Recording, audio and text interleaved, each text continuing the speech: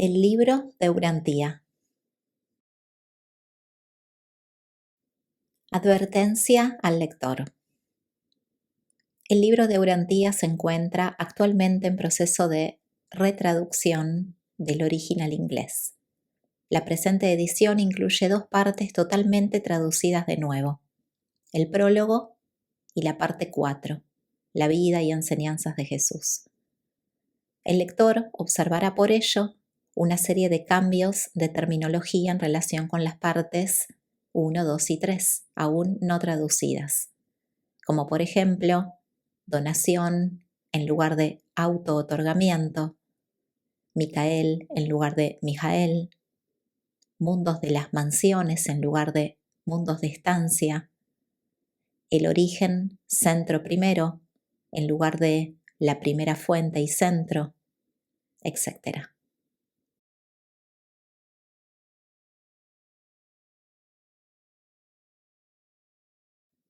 Parte 1. El universo central y los superuniversos. Auspiciado por un cuerpo de personalidades del superuniverso de Ubersa que actúa por la autoridad de los ancianos de los días de Orbonton.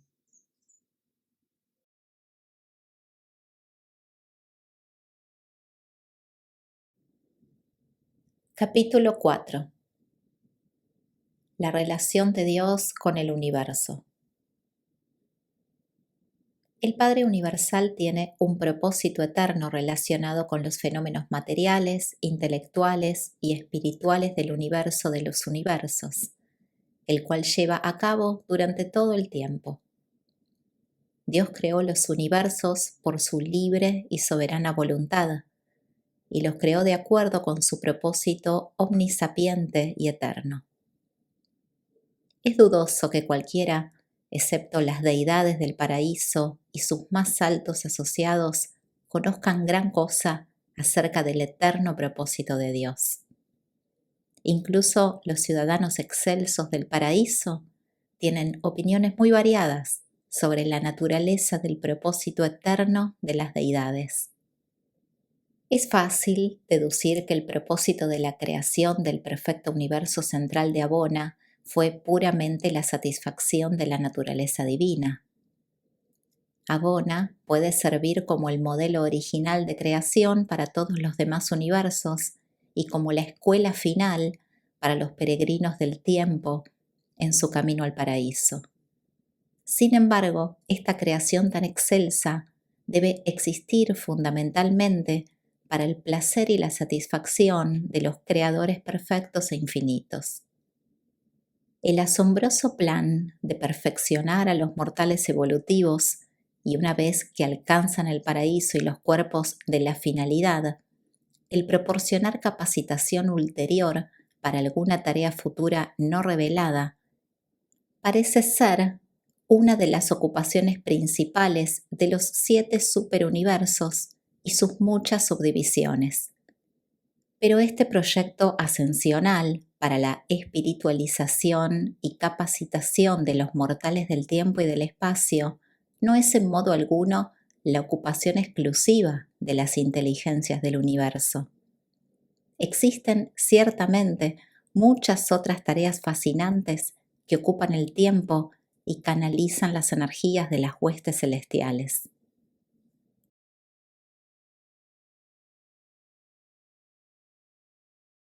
1. La actitud universal del Padre. Por muchas épocas, los habitantes de Urantía han interpretado erróneamente la providencia de Dios.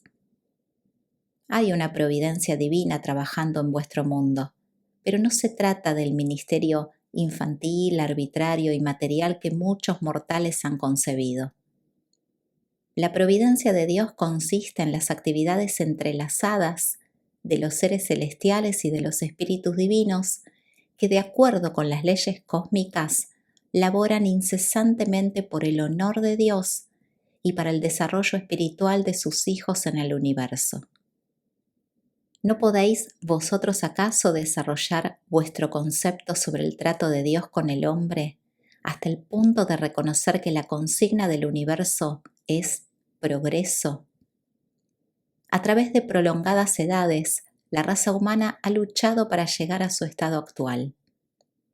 A lo largo de todos estos milenios, la providencia ha estado laborando en el plan de la evolución progresiva.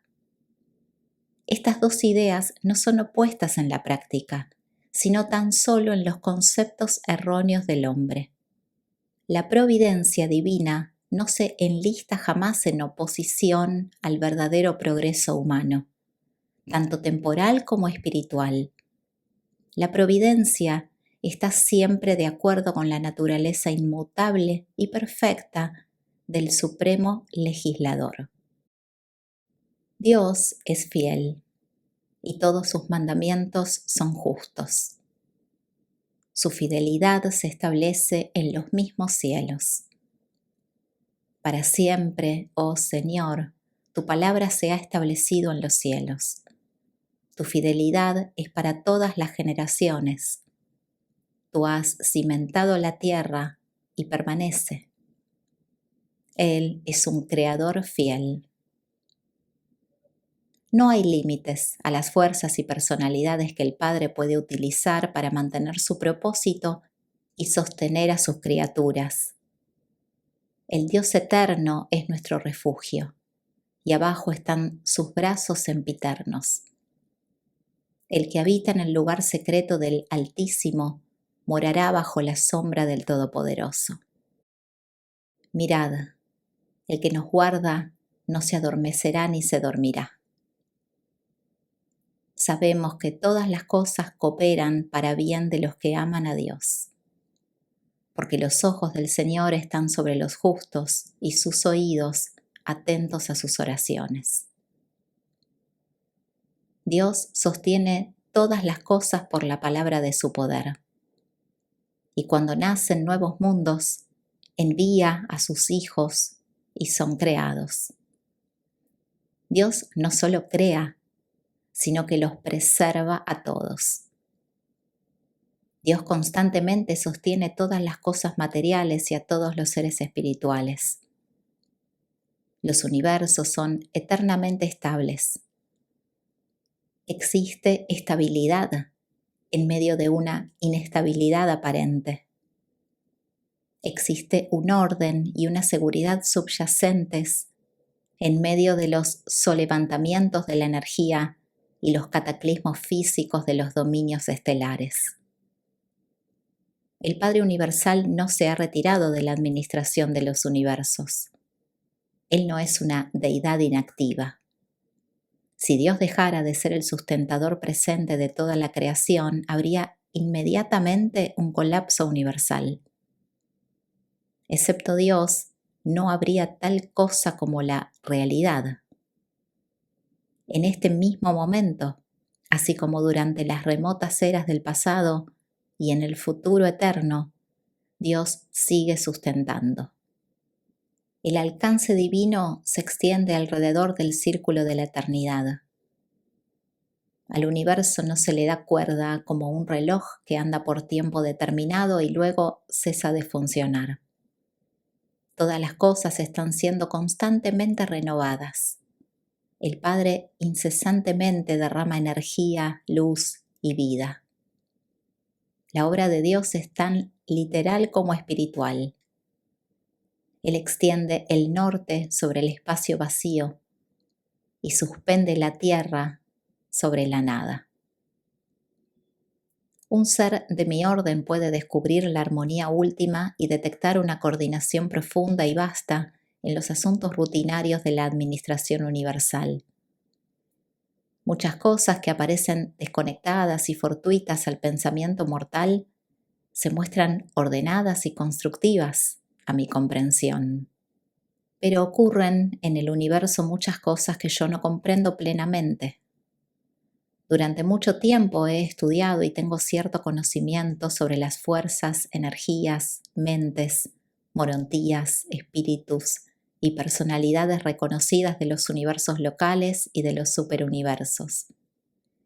Tengo una comprensión general de cómo operan esas agencias y personalidades y estoy íntimamente familiarizado con los mecanismos de las inteligencias espirituales acreditadas del gran universo. A pesar de mi conocimiento de los fenómenos de los universos, me veo constantemente confrontado por reacciones cósmicas que no puedo desentrañar plenamente. De continuo me encuentro con conspiraciones aparentemente fortuitas de la interasociación de fuerzas, energías, intelectos y espíritus que no puedo explicar de manera satisfactoria. Soy enteramente competente para describir y analizar el mecanismo de todos los fenómenos que resultan directamente del funcionamiento del Padre Universal, del Hijo Eterno, del Espíritu Infinito y en gran medida de la isla del paraíso. Lo que suscita mi perplejidad es el encontrarme con lo que parece ser el desempeño de sus coordinados misteriosos, los tres absolutos de potencialidad. Estos absolutos parecen suplantar la materia, trascender la mente y sobrevenir al espíritu. Me siento continuamente confundido y a menudo perplejo por mi incapacidad para comprender estas transacciones complejas que atribuyo a la presencia y actuación del absoluto no cualificado, el absoluto de deidad y el absoluto universal. Estos absolutos deben ser las presencias no plenamente reveladas en el amplio universo que en los fenómenos de la potencia del espacio y en la función de otros superúltimos hacen imposible para los físicos, para los filósofos e incluso para los religiosos predecir con certeza cómo los primordiales de fuerza, concepto y espíritu responderán a las exigencias hechas en una situación compleja de realidad que incluya ajustes supremos y valores últimos. Hay también una unidad orgánica en los universos del tiempo y el espacio que parecería respaldar el entero tejido de los acontecimientos cósmicos.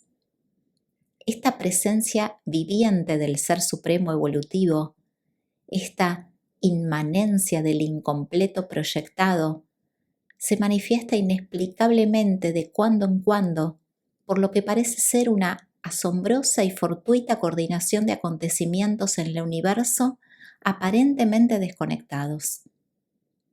Esta debe ser la función de la providencia, el dominio del Ser Supremo y del actor conjunto.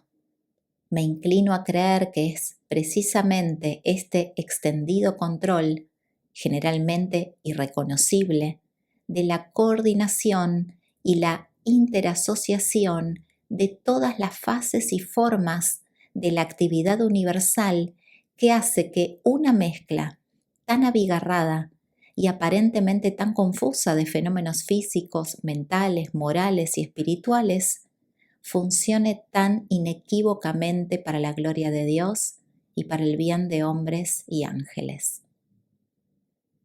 Pero en el sentido más amplio, los aparentes accidentes del cosmos son indudablemente parte del drama finito de la aventura espacio-temporal del infinito en su manipulación eterna de los absolutos. 2. Dios y la naturaleza.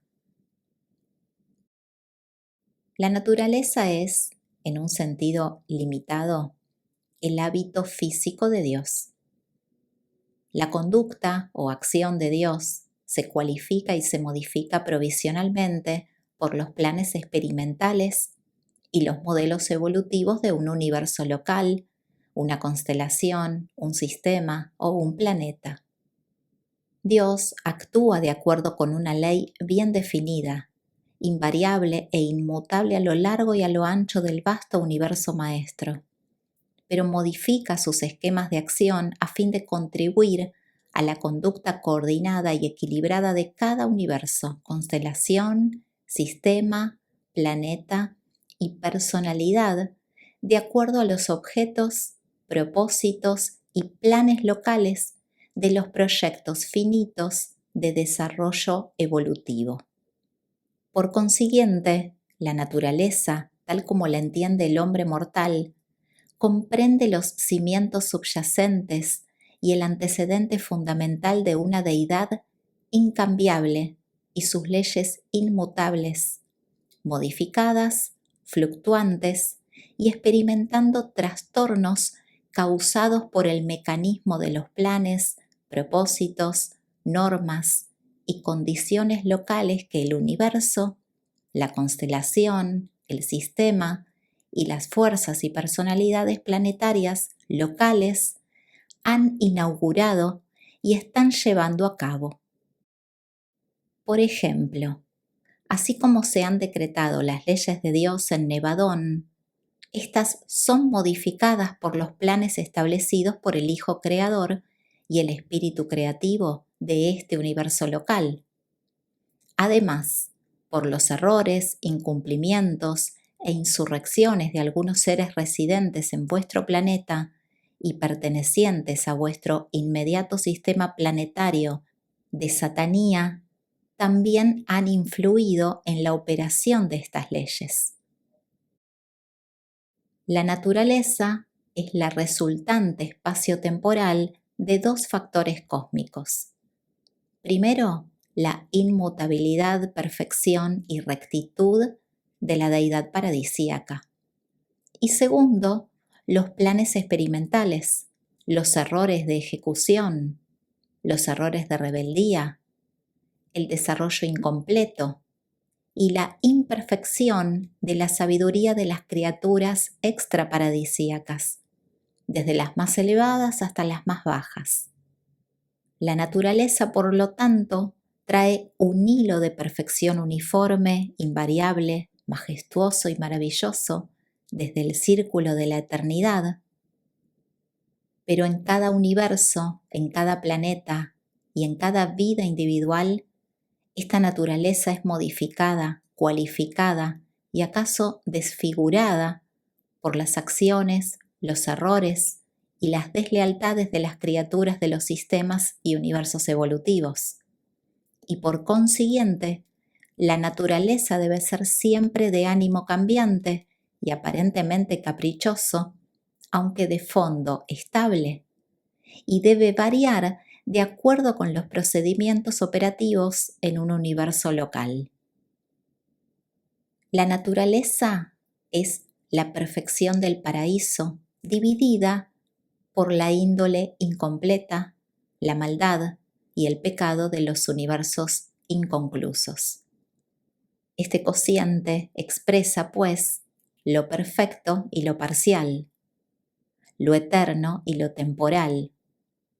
La evolución continuada modifica la naturaleza, al aumentar el contenido de perfección paradisíaca y al disminuir el contenido del mal, el error y la desarmonía de la realidad relativa. Dios no está personalmente presente en la naturaleza ni en cualesquiera de las fuerzas de la naturaleza, porque el fenómeno de la naturaleza es la sobreimposición de las imperfecciones de la evolución progresiva y a veces de las consecuencias de rebeliones insurreccionales sobre los cimientos paradisíacos de la ley universal de Dios. Tal como aparece en un mundo como Urantía, la naturaleza no puede ser nunca la expresión adecuada, ni la representación verdadera, ni el fiel retrato de un Dios omnisapiente e infinito. La naturaleza en vuestro mundo es una cualificación de las leyes de la perfección por los planes evolutivos del universo local.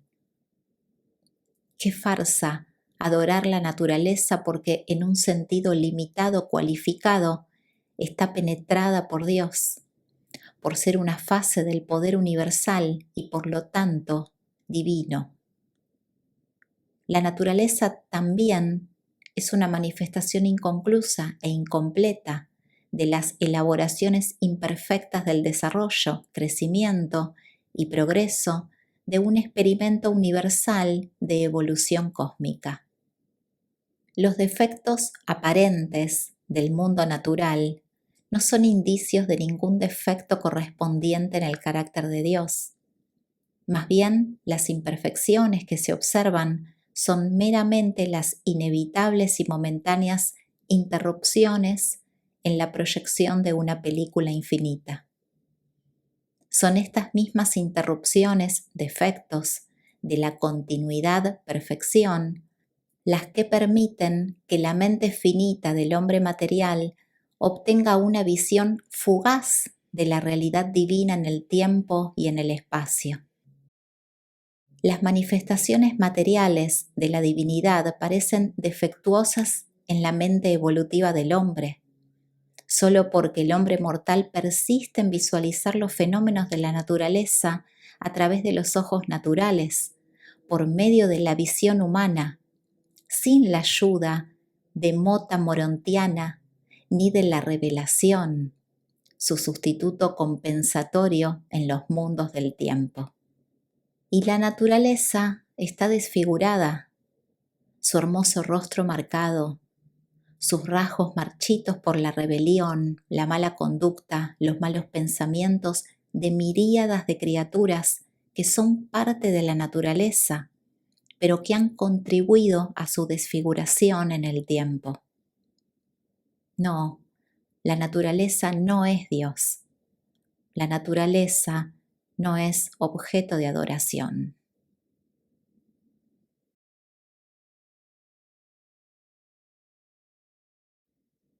Tres. El carácter invariable de Dios. Por largo tiempo ha creído el hombre que Dios es semejante a él. Dios no es celoso, no lo ha sido nunca ni lo será jamás del hombre ni de ningún otro ser del universo de los universos. Sabiendo que el Hijo Creador pretendía que el hombre fuese la obra maestra de la creación planetaria, el soberano de la tierra entera, el verle dominado por sus pasiones más bajas, el espectáculo de su sumisión ante ídolos de madera, de piedra y de oro, y su ambición egoísta, estas sórdidas escenas mueven a Dios y a sus hijos a ser celosos por el hombre, pero nunca de él. El Dios eterno es incapaz de cólera ni de ira en el sentido de estas emociones humanas y tal como el hombre entiende esas reacciones. Estos sentimientos son bajos y despreciables, indignos de ser llamados humanos, mucho menos divinos. Y tales actitudes son absolutamente ajenas a la naturaleza perfecta y al carácter misericordioso del Padre Universal. Muy gran parte de la dificultad que tienen los mortales de Urantía para comprender a Dios se debe a las vastas consecuencias de la rebelión de Lucifer y a la traición de Caligastia. En los mundos no segregados por el pecado, las razas evolutivas son capaces de formular ideas mucho mejores sobre el Padre Universal. Sufren menos confusión, distorsión y perversión de concepto. Dios no se arrepiente de nada de lo que ha hecho, de lo que hace o de lo que hará. Él es omnisapiente a la vez que omnipotente. La sabiduría del hombre nace de las pruebas y los errores de la experiencia humana.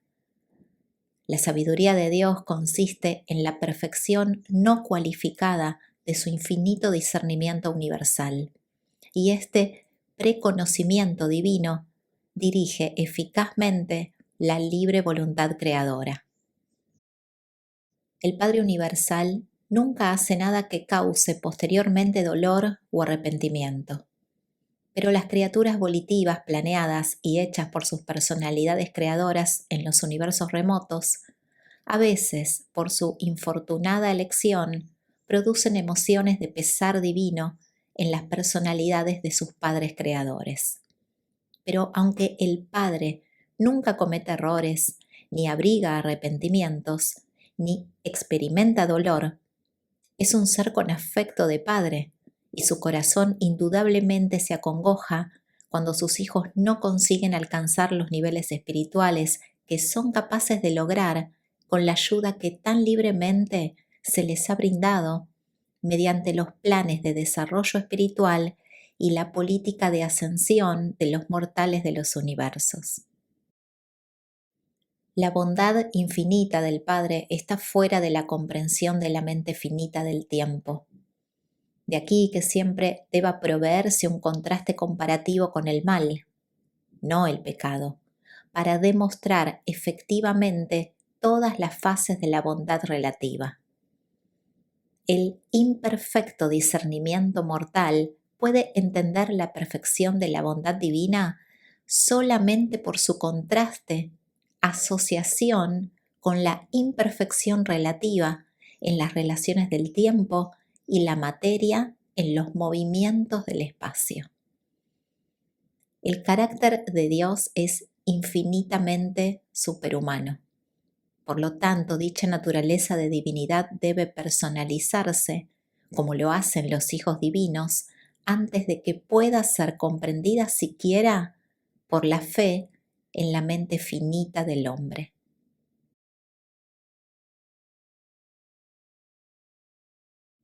4. La comprensión de Dios.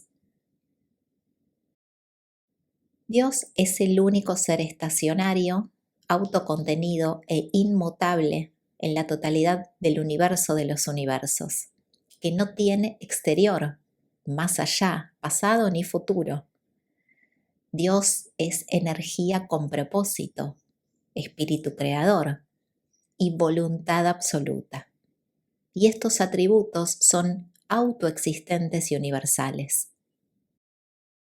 Puesto que Dios es autoexistente, es absolutamente independiente. La identidad misma de Dios es opuesta al cambio. Yo, el Señor, no cambio. Dios es inmutable, pero hasta que vosotros no hayáis alcanzado el estado paradisíaco, no podréis siquiera comenzar a comprender cómo Dios puede pasar de la simplicidad a la complejidad, de la identidad a la variación, de la inmovilidad al movimiento, de la infinidad a la finitud, de lo divino a lo humano, y de la unidad a la dualidad y a la triunidad. Así pues, Dios puede modificar las manifestaciones de su absolutez porque la inmutabilidad divina no implica inmovilidad. Dios tiene voluntad. Él es la voluntad. Dios es el ser de autodeterminación absoluta. No hay límites a sus reacciones en el universo salvo aquellas que son impuestas por él mismo. Y las acciones de su libre albedrío están condicionadas solamente por las cualidades divinas y los atributos perfectos que caracterizan intrínsecamente su naturaleza eterna. Por lo tanto, Dios se relaciona con el universo como el ser de bondad final y de voluntad libre de infinita creatividad. El Padre absoluto es el creador del universo central y perfecto, y el Padre de todos los otros creadores. Dios comparte con el hombre y otros seres la personalidad, la bondad y otras numerosas características, pero la infinidad de voluntad es solo suya. Dios está limitado en sus actos creadores solo por los sentimientos de su naturaleza eterna y por los dictados de su infinita sabiduría. Dios personalmente elige solo lo que es infinitamente perfecto. De aquí la perfección excelsa del universo central. Y aunque los hijos creadores comparten plenamente su divinidad, incluso fases de su absolutez, no están completamente limitados por esa finalidad de sabiduría que dirige la voluntad infinita del Padre. En consecuencia, en la orden de filiación Miguel, la libre voluntad creativa se hace todavía más activa, completamente divina y casi última, si no absoluta.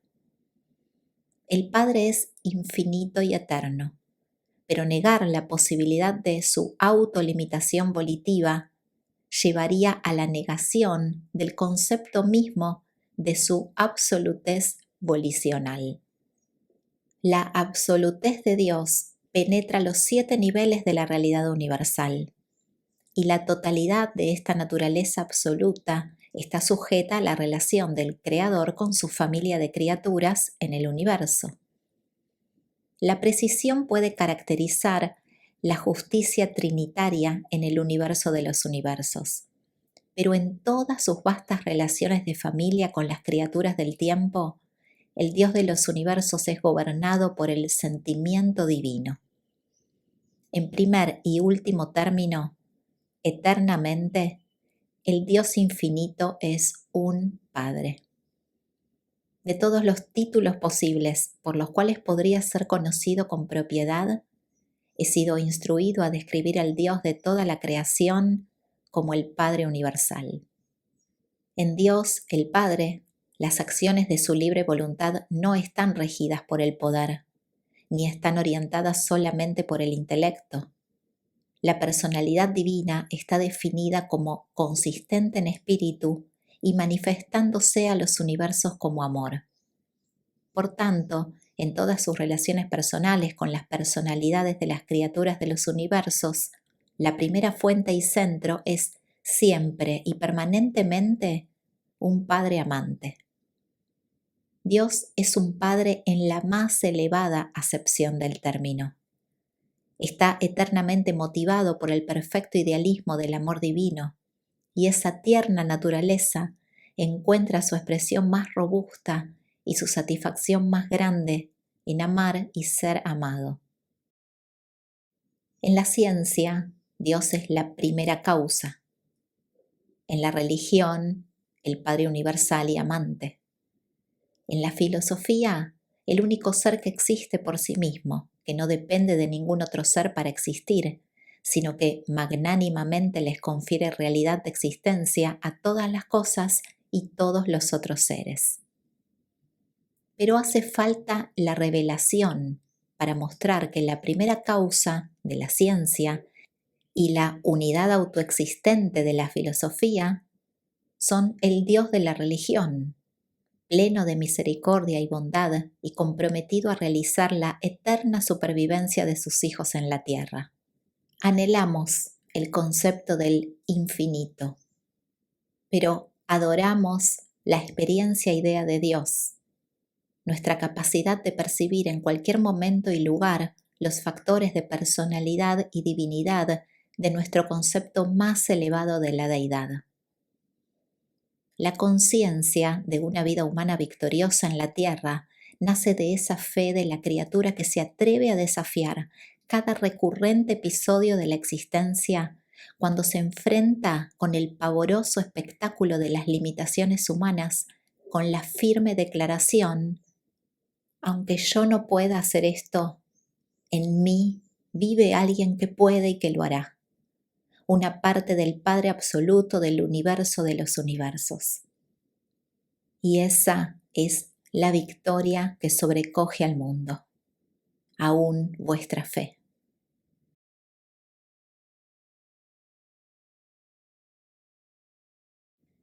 Cinco. Las ideas erróneas sobre Dios.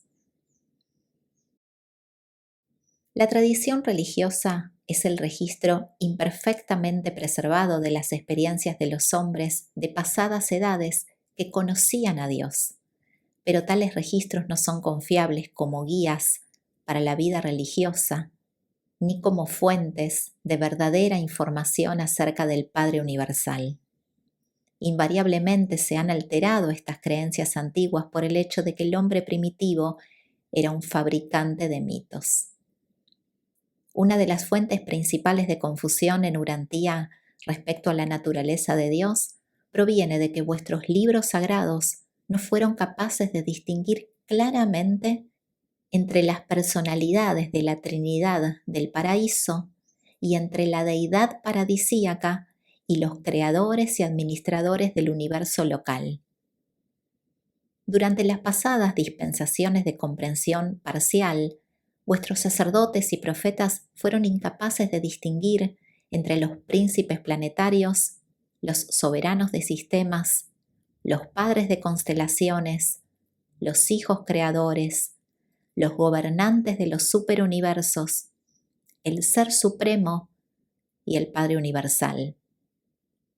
Muchos de los mensajes de personalidades subordinadas, tales como los portadores de vida y varias órdenes de ángeles, aparecen en vuestros registros como procedentes de Dios mismo.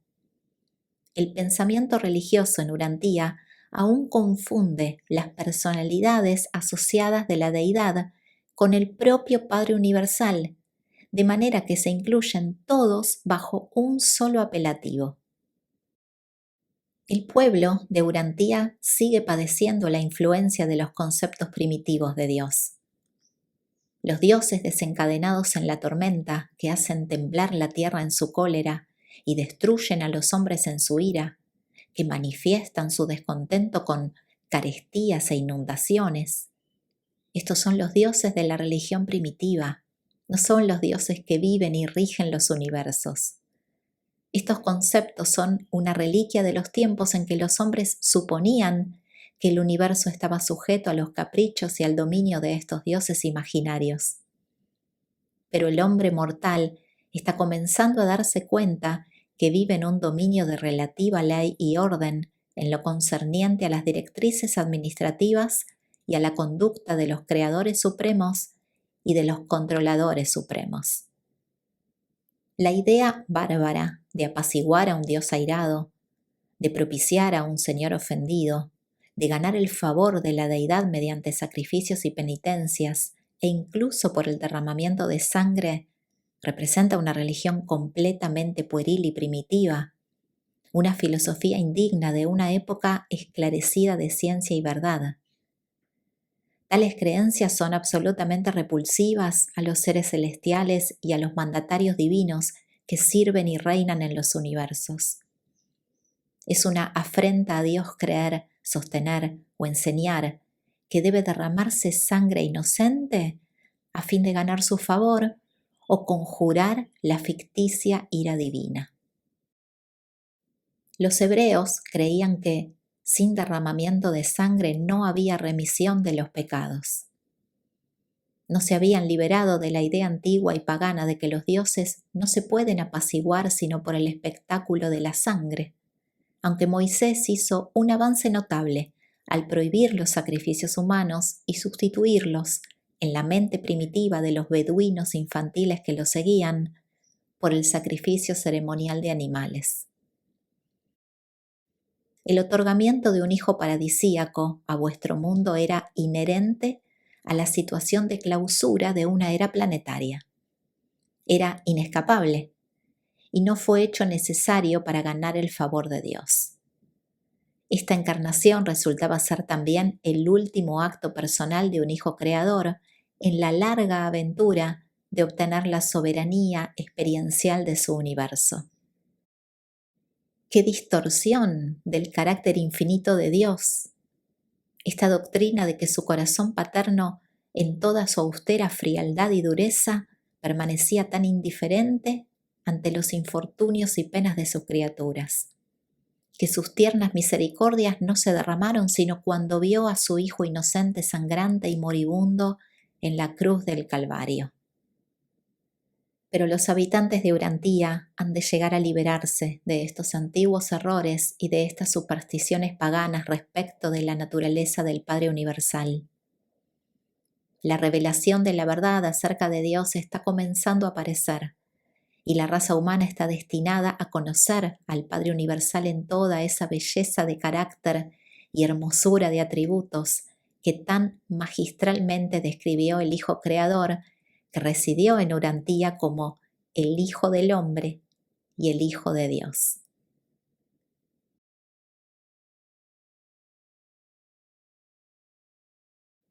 Este capítulo es presentado por un consejero divino de Ubersa.